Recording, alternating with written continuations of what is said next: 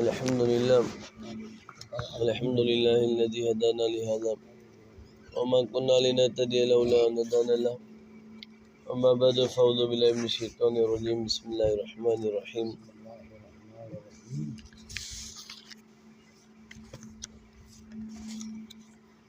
وإن خفتم ألا تقسطوا في اليتامى فانكحوا ما طاب لكم من النساء مثنى وثلاث ورباع صدق الله العظيم اللهم صل على سيدنا ومولانا محمد النبي الأمي وآله وصحبه وبارك وسلم عدد معلوم لك دائما أبدا मोहतरम अजीज दोस्तों, अल्लाह रब्बे जुल जलाल करोड़ ने तादाद में करम नवाजी जे रब्बे करीम सुबह सवेल साईं तव्हां खे पंहिंजे अज़ीम दर्जी हाज़िरी नसीब फरमाई। अल्लाह ताला मथे यतीमनि जा अहकाम ॿुधाया, हाण इन आयत में ॿुधाए थो वइन खिफ्तुम अल्ला तुक़्सितू फ़िल यतामा। इन आयतुनि में मतिलबु इहा नबी पाक सल्लल्लाहु अलैहि वसल्लम जे ज़माने में ऐं उन खां पहिरियां जंहिं घर में यतीम हूंदो हो पोइ को वली वारिस उनखे पालींदो हो, पोइ उन यतीम जे वरसे में मिल्कियत हूंदी हुई त जेकॾहिं उहा यतीम नियाणी हुई पोइ उहो पालण वारो छा कंदो हो त या त पाण या वरी पंहिंजे छोकिरे सां उन यतीम छोकिरी जी निकाह कराए छॾींदो हो, जंहिंमें महर जो मिक़दार बि पंहिंजे मर्ज़ी सां घटि ॾेई छॾींदा ऐं हुन जी जेका मिल्कियत हुई उन जा क़ाबिज़ पाण थी वेंदा, उन जे मथां पाण कब्ज़ो करे वेही रहंदा।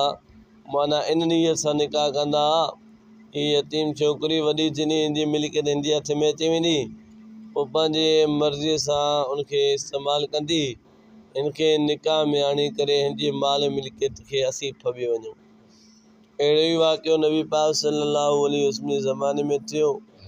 हज़रत आयशा खां रिवायत आहे त हिकु औरत हुई नंढी यतीम, जंहिं यतीम जो भाउ हुयो, पोइ जंहिं पालियो उन ॾिठो त इन जंहिंखे मां यतीम खे पालियां पियो इन जो बाग़ आहे, पोइ उन सां पाण निकाह करे उन जे बाग़ ते कब्ज़ो करे वेही रहियो त नबी पाक सल्लल्लाहु अलैहि वसल्लम खे मना फरमाए इहो तव्हां ज़ुल्म कयो था, इहो ज़ुल्म न कयो, यतीम सां इन नीयत सां निकाह न कयो त इन जे माल जा क़ाबिज़ असीं ॾियूं, इन जे माल खे असीं फबियूं, जेको हुनजो हक़ आहे हुनखे ॾियो, हुनजो महर जेको मुक़ररु कयो आहे उहो ॾियो।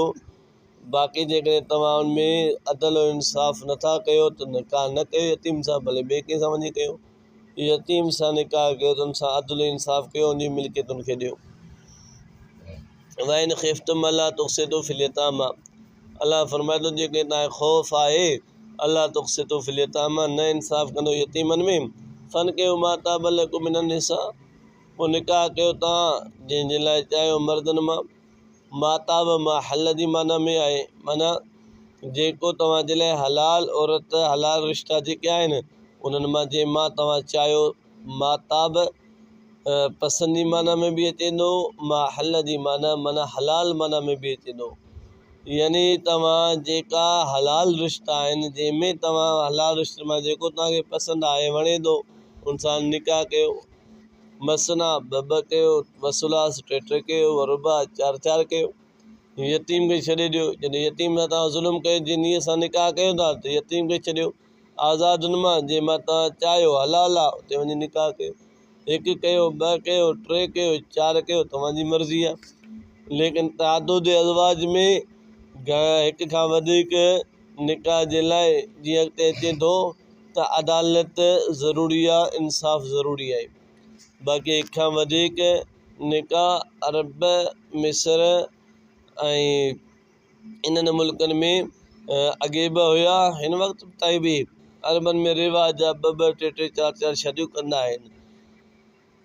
त इहो नबी पाक सल्लल्लाहु अलैहि वसल्लम जे ज़माने में बि हुयो त तक़रीबन सहाबा खे कंहिंखे ॿ शादियूं, कंहिंखे टे शादियूं, कंहिंखे चार शादियूं। अल्लाह जे रसूल करीम सल्लल्लाहु अलैहि वसल्लम जी बि नव शादियूं हुयूं, उहा नबी जी ख़ुसूसियत आहे। उम्मत जे लाइ चइनि खां वधीक हिकिड़े वक़्त में निकाह करण जी इजाज़त न आहे।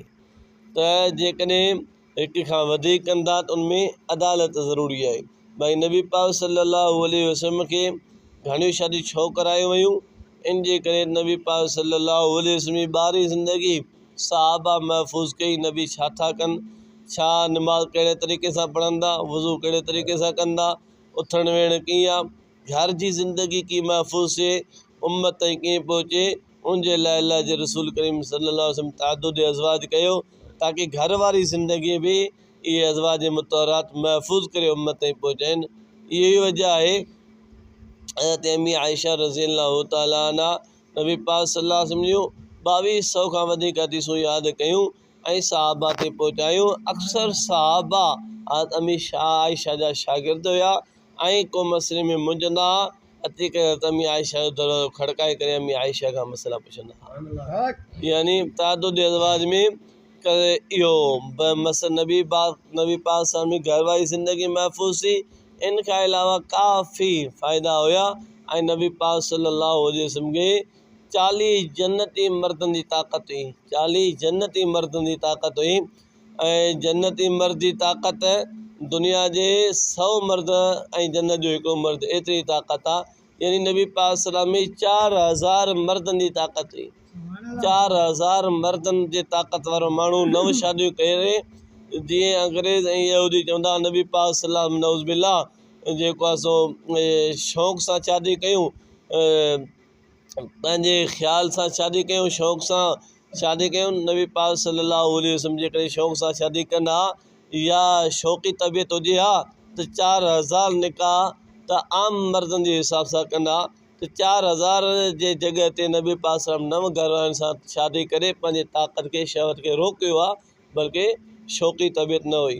ऐं नबी पाक सल्लल्लाहु अलैहि वसल्लम जेके निकाह 25 साल में कया, 25 साल जी उमिरि में निकाह कयो अम्मा ख़दीजा सां, उनजी उमिरि 40 साल हुई। 25 साल वारो नौजवान 40 साल वारे पोड़ी सां शादी करे जेका बेवा हुजे, अॻ में 2 मुड़ुस हुजनि, इहा शौक़ी तबियत आहे।